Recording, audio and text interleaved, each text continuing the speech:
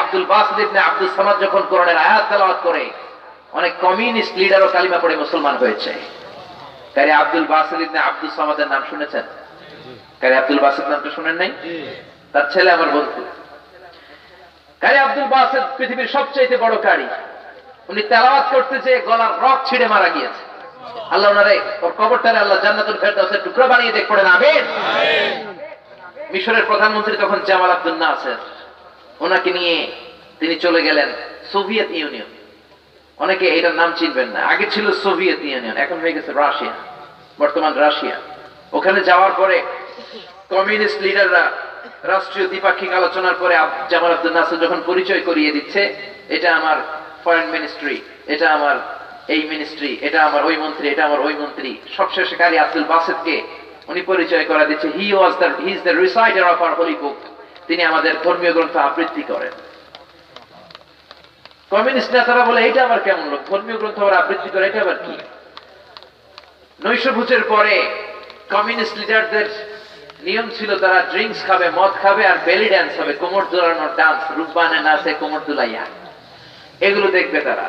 জামাল আব্দুল নাসির বলল, আমি যেহেতু আমার ধর্মের সবচেয়ে চমৎকার আবৃত্তিকারককে নিয়ে এসেছি, আমরা মিশরে নৈশভোজের পরে তার তেলাওয়াত শুনি, আপনারা যদি অনুমতি দেন তারা তেলাওয়াত করতে দিব, আবৃত্তি করে একটু শোনাবে আমাদের ধর্মীয় কিতাব। কমিউনিস্ট লিডাররা বলে okay, that's not a big deal, okay done. সে তেলাওয়াত করে শোনাবে। রাতের খাওয়ার শেষে সবাই মদ নিয়ে বসছে, মদের আসরে মাইক নিয়ে Abdul Basit ibn Abdus Samad তেলাওয়াত শুরু করে দিলেন।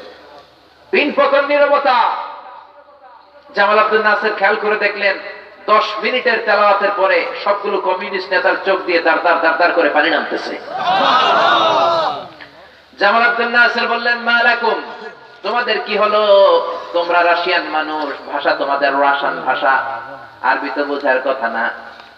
আমার কারি Abdul Basit ibn Abdus Samad কোরআন থেকে আবৃত্তি করে তেলাওয়াত করে শোনায়, চোখ দিয়ে পানি ঝরে কেন? রাশিয়ান কমিউনিস্ট লিডার গুলো বলে, কেন ঝরে আমরাও জানি না, তবে আমাদের মনে অনেক জ্বালা, অনেক যন্ত্রণা, অনেক দুঃখ, এগুলো ভুলে থাকার জন্য আমরা মদ খাই, বেলি ডান্স দেখি, কিন্তু তারপর আমাদের মনের জ্বালা কমে না, আমাদের বুকের দুঃখ কমে না।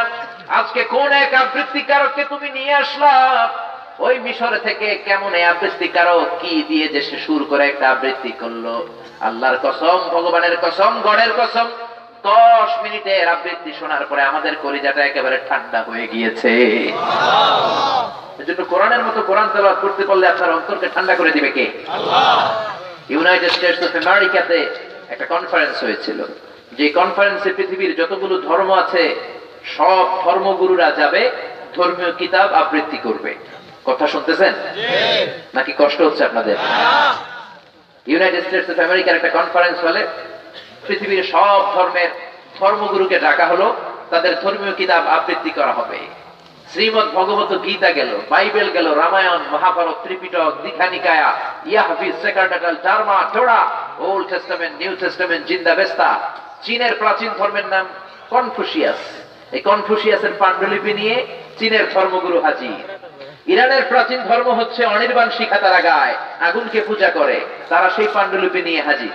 গোটা বিশ্বের সব ধর্মের নেতারা হাজির। মুসলিম বিশ্ব থেকে সেখানে পাঠানো হয়েছে কারি আব্দুল বাসিত ইবনে আব্দুস সামাদকে কোরআন তেলাওয়াত করে শোনানোর জন্য। জোরে বলেন সুবহানাল্লাহ। বিশাল বড় কনফারেন্স রুম, আমাদের সংসদ ভবনের মতো, যেখানে স্পিকার সাহেব বসেন ওখানে বসেছে জাজ, মানে বিচারক, আর নিচে যেমনি মেম্বার অফ দ্য পার্লামেন্টরা বসে, এমপিরা, ওই জায়গায় বসেছে সব ধর্মের ধর্মীয় গুরু তাদের কিতাব নিয়ে। 10 মিনিট করে পড়ার সময়, জোরে বলেন কয় মিনিট? 10 মিনিট। সবাই বলেন 10 মিনিট। আরো জোরে কয় মিনিট? 10 মিনিট। বিচারকের সামনে দুইটা বাটন, বাটন মানে বোতাম, একটা গ্রিন বাটন, একটা রেড বাটন। গ্রিন বাটনে বিচারক চাপ দিলেই সবুজ বাতি জ্বলে উঠবে, সবাই তাদের ধর্মীয় গ্রন্থ আবৃত্তি করা শুরু করবে। 10 মিনিট যখন ঘড়ির কাঁটা ধরে শেষ, বিচারক রেড বাটন লাল বাতিতে চাপবে, লাল বাতিতে চাপার সাথে সাথে আবৃত্তিও বন্ধ করতে হবে। শুরুতে ডাকা হয়েছে শ্রীমদ ভগবত গীতা। গীতাওয়ালারা এসে শুরু করছে, ওম নমো ভগবতী বাসুদেবায়, পড়তে শুরু করে দিচ্ছে। 10 মিনিট পিনপতন নীরবতায় শ্রীমদ ভগবত গীতা পাঠ করলো। তারপর বিচারক 10 মিনিট পরে রেড বাটন লাল বাতিতে চেপেছে, আবৃত্তি শেষ, বসে যাও যে সিটে। এরপরে ডাকা হয়েছে বাইবেল। 10 মিনিট। ত্রিপিটক যারা পরে ওম শান্তি ওম বুদ্ধাং চরণং গচ্ছামি ধম্মাং চরণং গচ্ছামি নির্বাণাং পরমং সুখং নির্বাণাং পরম শান্তি ওম শান্তি, 10 মিনিট ধরে ওম শান্তি করে গেল, সময় শেষ। এরপরে আসছে রামায়ণ, এরপরে মহাভারত, এরপরে জিন্দাবেস্তা, এরপরে বাইবেল, এরকম সবগুলো ধর্মের ধর্মীয় গুরুরা 10 মিনিট করে পড়ে। কয় মিনিট? আরো জোরে বলেন। সব শেষে যার নামটা এসেছে সে হচ্ছে মুসলিম বিশ্বের প্রতিনিধি, মিশর থেকে আগত শেখ কারি Abdul Basit ibn Abdus Samad. Microphone থেকে ঘোষণা দেওয়া হলো, নাও the representative of Muslim Ummah come from Egypt, Abdul Basit ibn Abdul Samad will recite the Holy Book Quran. এখন মুসলিম বিশ্বের প্রতিনিধি কারি আব্দুল বাসিত ইবনে আব্দুল সামাদ কোরআন থেকে 10 মিনিট তেলাওয়াতের জন্য ডায়াসে আসবে, মঞ্চে আসবে। মিশরি কারীরা দাড়ি রাখে না, ক্লিন শেভ। আব্দুল বাসিত ইবনে আব্দুল সামাদের কারি বাসিতেরও দাড়ি নাই, ঢোলা একটা জুব্বা, মাথায় একটা লাল টুপি, পাতলা একটা চাদর পরে কোরআনের একটা কপি নিয়ে তিনি আসতে শুরু করলেন পেছন থেকে, যেহেতু মুসলমান তো সিট পড়ছে পিছনে। সব শেষ থেকে তিনি হেঁটে সামনে এসেছেন, মাইক্রোফোনের সামনে তিনি দাঁড়ালেন। উনি পড়তে আরম্ভ করলেন সূরাতুল ফাতিহা। আপনারা যারা ওনার তেলাওয়াত শুনেছেন, উনি সূরাতুল ফাতিহাই পড়তে সময় লাগে 13 মিনিট, কিন্তু ওইখানে পড়ার সময় কয় মিনিট? কেন 13 মিনিট লাগে ওনার সূরা ফাতিহা? He repeat all the time long all the verses he recite. সে যে আয়াতগুলো পড়ে রিপিট করে করে পড়ে। আউযু বিল্লাহি মিনাশ শাইতানির রাজীম, বিসমিল্লাহির রহমানির রহিম বলে যখন আলহামদুলিল্লাহি রাব্বিল আলামিন বলবে, আর রহমানির রহিম বলবে, আবার আউযু বিল্লাহ থেকে শুরু করবে, এরপরে আবার যাবে মালিক ইয়াউমিদ্দিন, এরপরে আবার আল্লাহু আকবার বলে আউযু বিল্লাহি মিনাশ শাইতানির রাজীম থেকে শুরু করবে।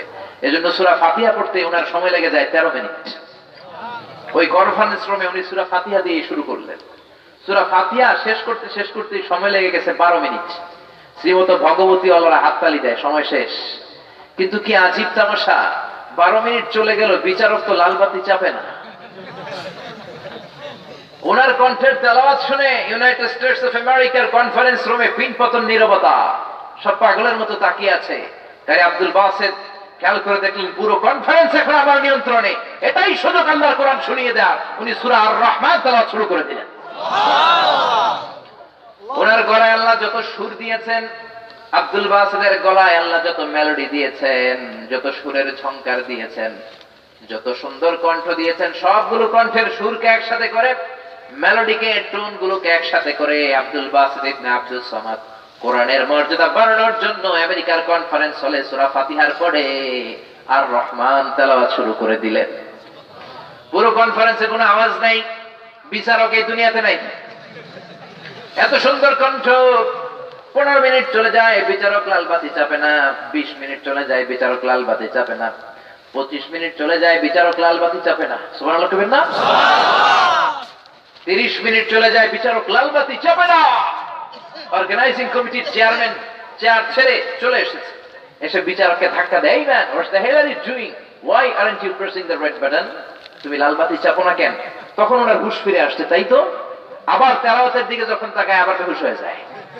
পরে উনি পাগলের মতো দাঁড়িয়ে বলে, ও Abdul Basit ibn Abdus Samad, come from Egypt, there is no time limits for you, there is no time limitation for you, recite as you wish. O Abdul বাসিত, আজকের কনফারেন্সে তোর জন্য সময়ের কোনো ধরাবাঁধা নিয়ম নাই, তোর যত মনে চায় তুই পড়ে যা। Abdul Basit ibn Abdus Samad 30 minute থেকে 35 মিনিট সূরাত আর রহমান তেলাওয়াত করে শুনিয়েছেন। এই বিচারকের বিরুদ্ধে মামলা হয়েছে ইন্টারন্যাশনাল একটা আদালতে, যেহেতু কনফারেন্স আন্তর্জাতিক কনফারেন্স, মামলা হইলেও হবে আন্তর্জাতিক আদালতে। বলেন তো আন্তর্জাতিক আদালতটা কোথায়? সুইজারল্যান্ড, দি হেগের ওখানে ওনাকে ডাকা হয়েছে। মাননীয় আদালত বিচারককে বিচারকের কাঠগড়ায় যখন দাঁড় করিয়ে দেওয়া হলো, তিনি জিজ্ঞেস করলেন, hey man, you are the judge, there was 10 minutes for every competitor. সব প্রতিযোগীর জন্য সময় ছিল 10 minute, so I have given extra 30 minutes for Muslim. মুসলমানদের জন্য তুমি 30 মিনিট দিলা কেন? You have given to Bible 10 minutes, Tripitaka 10 minutes, Mahabharata 10 minutes, মহাভারতের দিলা 10 মিনিট, বাইবেল তেলাওয়াতের সময় দিলা 10 মিনিট, আব্দুল বাসিতকে 30 মিনিট দিলা কেন? I have made you the partiality between the books, among the books. বইগুলোর মধ্যে তুমি পার্সিয়ালিটি করলা কেন? সবাইকে দেওয়ার কথা ছিল কয় মিনিট? কিন্তু কোরআনকে দিছে কয় মিনিট? বিচারক বলে, I have a question, I have a very humble question to you. আমার একটা প্রশ্ন আছে, আগে এটার উত্তর দেন।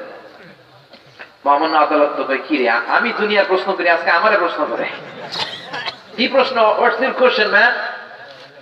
সেই কোরআনের বিচারক বলল, I have a humble question, সেটা হচ্ছে যখন আমি বাইবেলকে সময় দিলাম, আমি ঘড়ি দেখতে পারছি, আমার নার্ভাস সিস্টেম ঠিক আছে, আমার নিউরাল কানেক্টিভিটি ঠিক আছে, আমার সময়ের জ্ঞান আছে, আমার হিতাহিত জ্ঞান আছে। যখন ত্রিপিটককে সময় দিলাম, আমার সময়ের জ্ঞান আছে, আমার হিতাহিত জ্ঞান আছে, আমি আমার সাথে আছি। সবাইকে দিলাম, সময়ের জ্ঞান আছে, আমার নার্ভাস সিস্টেম ঠিক আছে।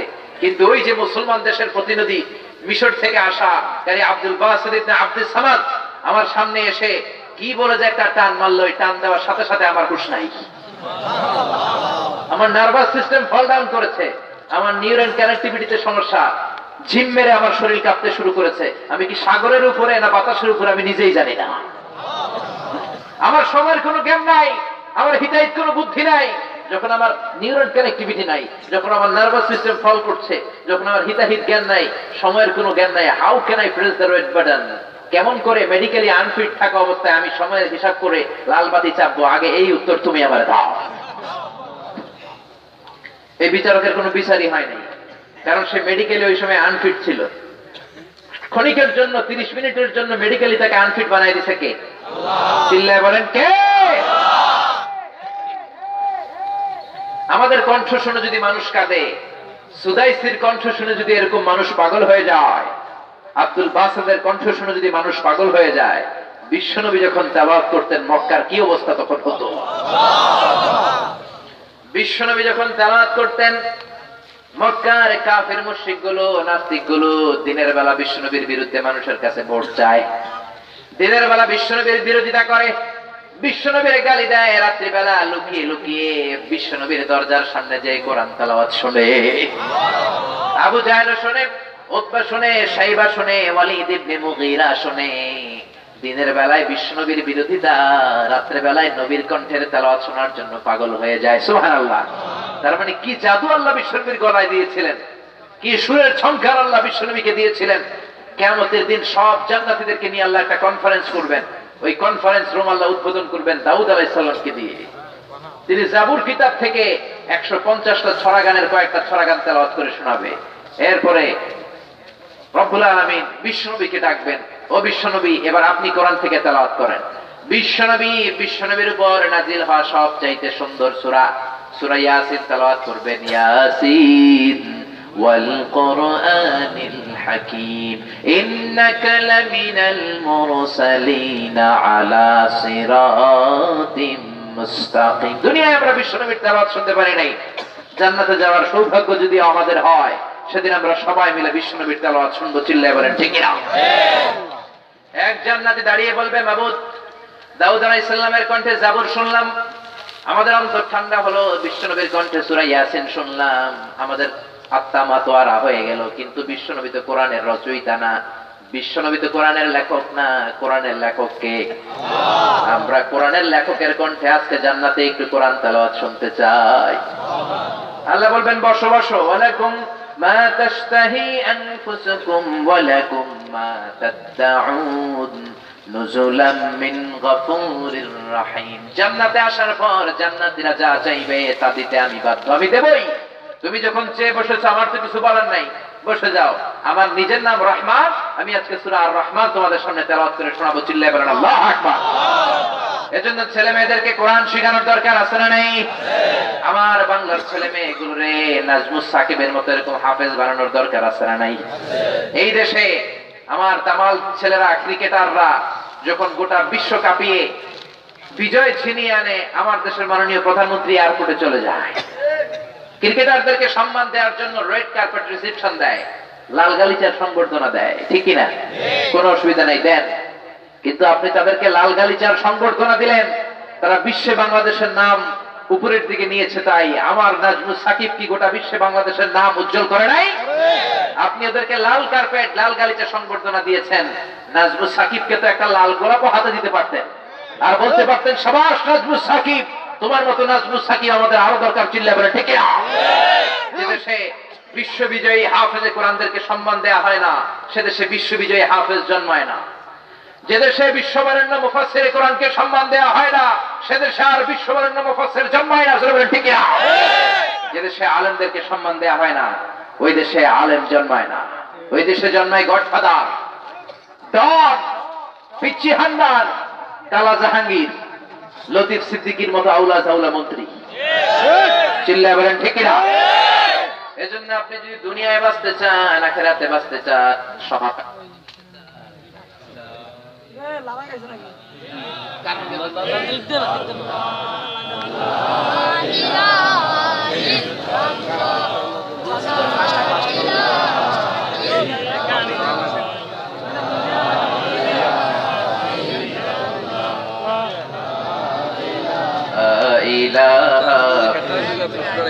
কোরআনের মাহফিলে বসবে যারা, আল্লাহর কাছে প্রিয় তারা, আল্লাহর কাছে প্রিয় যারা, জান্নাতে প্রবেশ করবে তারা। জোরে লা ইলাহা লা ইলাহা ইল্লাল্লাহু মুহাম্মাদুর রাসূলুল্লাহ সাল্লাল্লাহু আলাইহি সাল্লাম। আপনারা দুইজন ওঠা বসা করতেছেন কেন? আলোচনা শেষ করে দিব? আমি মুনাজাত দিব। হ্যাঁ,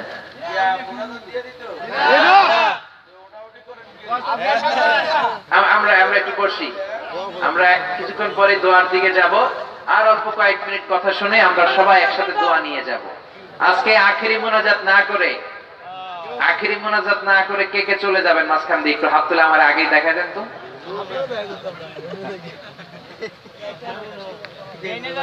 কেউ যাবেন না? আজকে এই মাহফিলটা আমার এই বছরের শেষ মাহফিল। আমার আজকে মাহফিল ছিল যশোরে, মাহফিলটা বন্ধ করে দেওয়া হয়েছে। গত সপ্তাহে দুইটা প্রোগ্রাম নিয়ে গিয়েছিলাম, সাতক্ষীরা আর যশোর। সাতক্ষীরার মাহফিল বন্ধ, নোয়াখালীতে এক মাহফিল বন্ধ। কিছু কিছু পাগলা লোক আছে, তাফসীরুল কোরআন শুনলেই গায়ে চুলকানি বাড়ে, আছে না নাই? নামাজ রোজার ধারে ধারে না, তাফসীর মাহফিল চোখে শয় না, আছে না নাই? নামাজ রোজার ধারে ধারে না, তাফসীর মাহফিল চোখে শয় না। শুধু খেলে কবু একবার ওই গুনাতি হাতুর ফাঁকি দিলি শুধু জনগণকে, আল্লাহর দরবারে বরখাস্ত খাস্ত হয় পাপ করিবার হস্ত হয়। তাই যদি হয় ব্যস্ত কি করিলি দুনিয়াতে, নিজেকে সঠিক বলে ফাঁকি দিলি শুধু জনগণকে, আল্লাহর দরবারে বরখাস্ত খাস্ত হয় পাপ করিবার হস্ত হয়। তাই যদি হয় ব্যস্ত। চিল্লা বলে ঠিক না? আল্লাহ এদেরকে হেদায়েত দান করুক, আমরা পড়ি আমিন। এজন্য জীবনে মরণে সমাধান যদি পেতে চান, কোরআনের দিকে যেতে হবে। কেননা কোরআনের একটা নাম হলো আল ফুরকান। কোরআনের নাম কি? সবাই বলেন কি নাম? ইফাররাকু বাইনাল হাক্কি ওয়াল বাতিল। কোরআন হক আর বাতিলের মাঝে পার্থক্য করে দেয়। It differentiates between right and wrong. This Quran differentiates between good and bad. ভালো খারাপের মধ্যে পার্থক্য করে দেয়। কোন বিষয়ে যদি আপনি সংশয়ে থাকেন, কনফিউশনে থাকেন, আপনি কোরআনের দিকে যাবেন। কোন দিকে যাবেন? আপনি কোরআন দিয়ে যাচাই করেন, কোরআন দিয়ে টেস্ট করেন, কোরআন দিয়ে ইভালুয়েট করেন, because Quran can provide you the real solution. কোরআনই আপনাকে একমাত্র আসল সমাধান দিবে, জীবনেও দিবে, মরণেও দিবে। ঠিক কিনা? সমাধান চাও যদি জীবনে মরণে, ফিরে যাও খুঁজে নাও, চোখ রাখো কোরআনে। পড়েন সবাই। সমাধান চাও যদি জীবনে মরণে, ফিরে যাও খুঁজে নাও, চোখ রাখো কোরআনে। If you want a solution this dunya and akhirah, go back, have a look to the holy Quran. ঠিক না? জীবনে মরণের সমাধান চান, কোরআন থেকে সমাধান নেন। জীবন সাজাতে চান, কোরআন দিয়ে সাজান। কোরআন দিয়ে না সাজালে আপনার জীবন সুন্দর হবে না। আমি বলি যে কোরআন দিয়ে না সাজালে দেশ সুন্দর হবে না, ফ্যামিলি সুন্দর হবে না, সমাজটা সুন্দর হবে না, এ দেশ থেকে দুর্নীতিও বন্ধ করা যাবে না। যেরকম ঠিক কিনা? দুর্নীতি দমন কমিশন দিয়ে দুর্নীতি বন্ধ হয় না। আমি একটা নাম দিয়ে ফেলছি, এটার ল্যাংড়া দুদক। ল্যাংড়া দুর্নীতি দমন কমিশন। যে দুর্নীতি দমন কমিশন দিয়ে দুর্নীতি বন্ধ হবে, ওটার ভিতরে দুর্নীতি আছে না নাই? জোরে বলেন। এই জন্য দুর্নীতি বন্ধ করার যে কিতাব আল্লাহ পাঠিয়েছে, কিতাবটার নাম কি? এই কিতাব আপনি সমাধানের গাইডবুক হিসেবে নেন। দেশে আর কোনো টেন্ডারবাজি থাকবে না, চাঁদাবাজি থাকবে না, হত্যা থাকবে না, ঘুম থাকবে না, খাদ্যে ভেজাল দেয়া থাকবে না, ইফতিজিং থাকবে না, ওজনে কম দেয়া থাকবে না, মাছে ফরমালিন দেয়া থাকবে না। চিল্লায় বলেন ঠিক না? এজন্য এই কোরআনটা হলো সমাধানের কিতাব। একটা সময় ছিল আমাদের সালফে সালিহিন যারা ছিল, জীবন মরণ তাদের কোরআন দিয়ে বাঁধা। কি দিয়ে? কোরআন দিয়ে। তারা জীবন মরণ কোরআন দিয়ে বেঁধেছেন। একজন মহিলা ছিল যাকে আরবি সাহিত্যের বইয়ে নাম দেওয়া হয়েছে আল মুতাকাল্লিমাতু বিল কোরআন। তিনি নাকি তার জীবনের সবগুলো কথা কোরআন দিয়ে বলেছেন। সুবহানাল্লাহ কইবেন না? একটা সহিহ হাদিসের কিতাব আছে সহিহ ইবনে হিব্বান। এই ইবনে হিব্বান একটা কিতাব লিখেছে রাওদাতুল উকালা। এর মধ্যে তিনি এনেছেন ইমাম বুখারীর নাম শুনছেন না আপনারা? কথা কয় না। বুখারী শরীফ নাম শুনেছেন? এটার সংকলক হচ্ছে ইমাম বুখারী। আলেম কি বড় না ছোট? কত বড়? অনেক বড় আলেম। আসাহুল কুতুব বাদা কিতাবিল্লাহিল মুসান্নাফা। আল্লাহর কিতাবের পরে এই পৃথিবীতে সবচেয়ে সেরা যে বই, এটার নাম বুখারী শরীফ। কি নাম? সহিহ বুখারী। কি নাম? ইমাম বুখারীর উস্তাদ তার নাম ছিল আব্দুল্লাহ ইবনে আল মুবারক।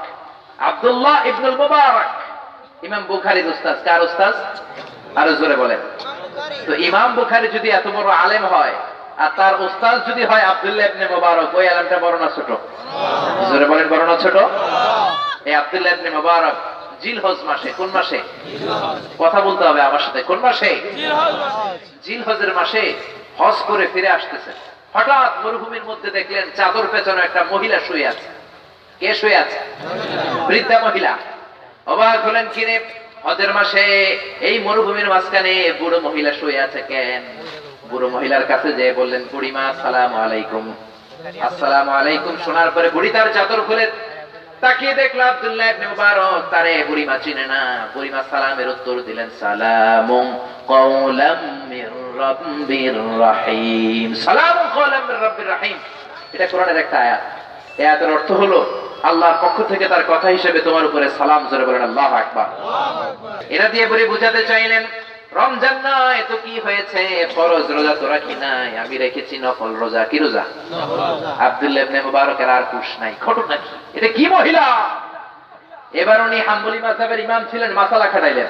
উনি বললেন, বুড়িমা নফল রোজা তো ভাঙা জায়েজ আছে, আমাদের হানাফি মাযহাবে জায়েজ নাই। হানাফি মাযহাবে নফল রোজা রাখলেও নিয়ম হচ্ছে এটাকে পরিপূর্ণ করবেন, কিন্তু বাকি তিন মাযহাবের নিয়ম হচ্ছে আস-সাইমুল মুতাতাওবিউ আমিরুন আলা নাফসি। বুখারীর বর্ণনা। নফল রোজা দানকারী সে নিজেই আমির, চাইলে পুরো রোজা রাখতেও পারবে, ক্ষুধা লাগলে ভেঙেও ফেলতে পারবে। জোরে করে আল্লাহু আকবার। উনি বললেন, বুড়িমা নফল রোজা তো সফরে ভাঙা যায়, একটু খেজুর খান, ভাঙলে সমস্যা কি? বুড়ি কোরআন থেকে আয়াত তেলাওয়াত করলেন, ওয়া আনতাসুমু খায়রুল লাকুম ইন কুনতুম তা'লামুন। এর মানে হলো নফল রোজা ভাঙা যায়, কিন্তু রোজা যদি তোমরা পূর্ণ করো এটা তোমাদের জন্যই ভালো, কারণ রোজা রাখলে সওয়াব আছে না নাই? আছে। আব্দুল্লাহ ইবনে মুবারকের খবর আছে, এই মহিলারে এমনি আটকানো যাবে না। এই মহিলা অনেক জ্ঞানী মহিলা। এই মহিলার যদি এইখানে ফালাই আমি চলে যাই, কিয়ামতের দিন আল্লাহ আমার মাফ করবে। আব্দুল্লাহ ইবনে মুবারক বলেন, বুড়িমা আপনি আমার ওটের উপরে চড়েন, ফিলিস্তিন হোক দুনিয়ার যেই মাথায় হোক, আপনার ঘরে আমি নিজেই পৌঁছাইয়া দিয়া দেব, নিজে দিয়ে আপনার পৌঁছাই দিয়ে আসবো। উনি ওটটা বসায় দিলেন। বুড়ি এবার ওটের উপরে বসতে আরম্ভ করলেন। বুড়ি যখন ওটের উপরে ওঠে, আব্দুল্লাহ ইবনে মুবারক বড় বড় চোখ করে বুড়ির দিকে তাকায় আছে। বুড়ি কোরআন থেকে আয়াত তেলাওয়াত করলেন, কুল লিল মুমিনিনা ইয়াগুদ্দু মিন আবসারিহিম। এর মানে হলো, নবী আপনি মুমিনদেরকে বলেন তারা যেন চোখ নামায়। মহিলা চলাফেরা করলে যেন বড় বড় চোখ করে তাকায় না থাকে। এর দিয়ে বুড়ি আরেক ধমকি দিলেন, বুঝাতে চাইলেন, আমি কি তোমার শাশুড়ি লাগি নাকি মিয়া? আমারে তুমি উঠে চড়ায় বাড়িতে দিয়ে আসবে ভালো কথা, আমি তো বেগানা নারী, আমার দিকে বড় বড় চোখ করে তাকাও কেন? চোখ নাও। সুবহানাল্লাহ বলবেন না? এবার আব্দুল্লাহ ইবনে মুবারক লজ্জা পেলেন, তাই তো এখন দেখি এই বেড়ি আমারে শিখায়। সুবহানাল্লাহ বলবেন না? উনি চোখ নামালেন, বুড়ি ওটের উপরে চললেন। ওটের উপরে বসে বুড়ি পড়তে আরম্ভ করলেন, সুবহানাল্লাযী সাখখারা লানা হাযা ওয়া মা কুন্না লাহু মুকরিনিন ওয়া ইন্না ইলা রাব্বিনা লামুনকালিবুন। সফর গেলে আপনি কোন দোয়া পড়বেন? কোরআনের আয়াতের মধ্যে আছে না নাই? আছে। বুড়ি সফরের দোয়াটাও কোরআনের আয়াত থেকে মেরে দিলেন। সুবহানাল্লাহ পড়েন।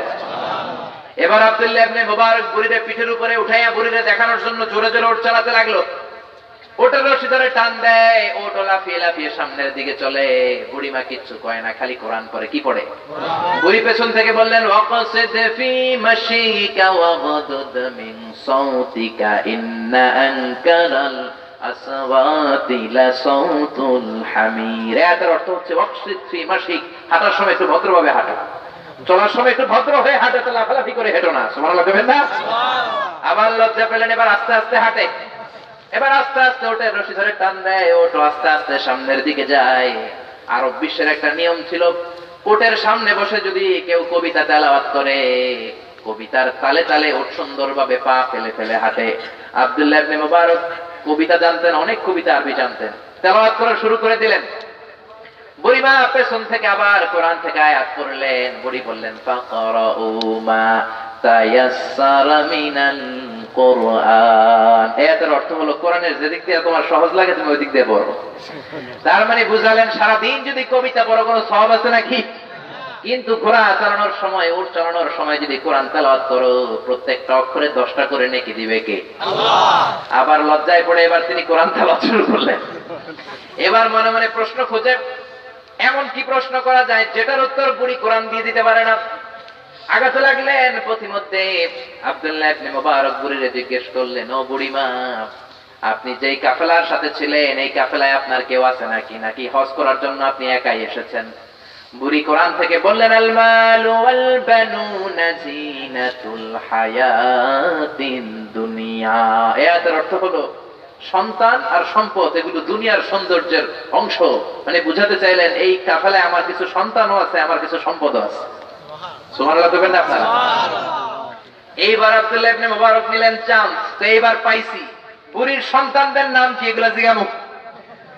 আপনার ছেলে মেয়ে আছে বুঝলাম, আপনার সন্তান আছে এই কাফেলার মধ্যে। এবার জিজ্ঞেস করলেন, মাসমু আবনা ইকায়া জাদ্দাতি ইয়া আজুজ, ও বৃদ্ধ মহিলা, আপনি বললেন কাফেলায় আপনার কিছু সন্তান আছে, এবার বলেন সন্তানের নাম কি?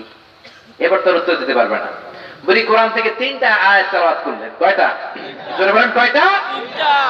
এক নম্বরে পড়লেন, ওয়াত্তাখাযাল্লাহু ইব্রাহিমা খলিলা ওয়া কাল্লামাল্লাহু মূসা তাকলীমা ইয়া ইয়াহইয়া খুযিল কিতাবা বিকুওয়া। পড়েন আল্লাহু আকবার।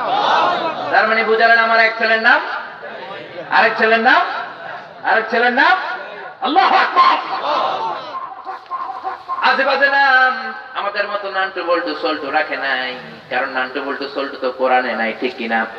মুসলমানের সন্তানদের আজ একই আমল নামারে দাও না জবাব তোমরা আমারে, ও তোমরা দাও দাও দাও না জবাব তোমরা আমারে। ইসলামী নাম কেবল তোমরা খাতায় টুকে রাখো, নান্টু বল্টু সল্টু মল্টু আরো রাখো জন্টু রন্টু, এমন নামটি রাখে আজকাল কামারে, দাও না জবাব তোমরা আমারে। মুসলমানদের সন্তানদের আজ কি আমল নামারে, দাও না জবাব তোমরা আমারে।